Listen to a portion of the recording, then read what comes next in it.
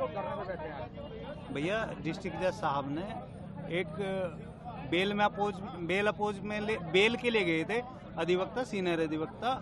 उन्होंने बड़े प्यार से रिक्वेस्ट किया कि भैया या तो इसे सुन लें या फिर ट्रांसफर कर दें।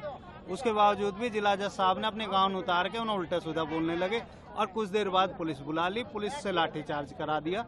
और बर्बरतापूर्ण, ये भारत के इतिहास में शायद पहली बार होगा कि कोर्ट रूम में किन्हीं अधिवक्ताओं पे लाठीचार्ज हुआ है, जो कि बिल्कुल अनैतिक और जिसमें कि संवैधानिक बात, जिसमें कि लीगल बात कहने के ऊपर ही अधिवक्ताओं पे लाठी चलवा दी, जिसका पुरजोर विरोध है। और यहाँ नहीं, पूरे उत्तर प्रदेश के, पूरे भारत के वकीलों में इस चीज के लिए आक्रोश है। तो इसका तो पुरजोर विरोध होगा जब तक इनका ट्रांसफर या बर्खास्तगी नहीं होगी जिन उनका, तो तब तक ये आंदोलन बार ने आगे बढ़ाने के लिए बोला तो साथ ही है।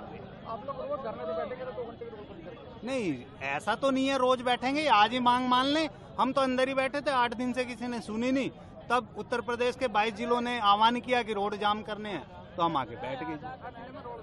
तो हर जिले में ही रोड जाम है। और आप ये तो बताएं, आप तो रोड की बात कर रहे हैं, हमारे सिर फूट रहे हैं, कहीं दिल्ली में हत्याएं हो रही हैं, कहीं ऑन रोड कहीं किसी को पीटा जा रहा है। अब तो बाहर तो था ही, अब तो कोर्ट रूम में भी पीटने लगे। तो इससे ज्यादा क्या शर्म की बात होगी। जुडिशरी बार और बेंच का संबंध जो होता है वो इतना मधुर संबंध रहा है, उन्होंने इनको तार कर दिया जज साहब ने।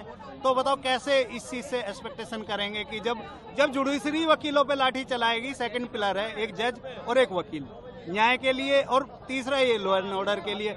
वहाँ कौन सा लॉ एंड ऑर्डर बिगड़ रहा था? वहाँ केवल अपनी बात कह रहे थे, क्या बात कहने के ऊपर लाठियां चलेंगी? तो ये तो कहीं से कहीं तक भी इस देश के संविधान में ऐसा नहीं है कि वकीलों को प्रॉपर अपनी बात कहने का डर है। और अगर वकीलों को बात कहने के ऊपर अगर लाठियों से पीटा जाएगा तो वकील फिर न्याय की बात कहाँ करेगा? आप ये बताएं, किसको न्याय मिलेगा इस देश में? अगर वकील ही कोर्ट रूम में पिटेगा, उसकी आवाज को लाठियों से दबा दिया जाएगा, तो इस फिर देश में न्याय की उम्मीद करना बिल्कुल ही एक छलावा होगा।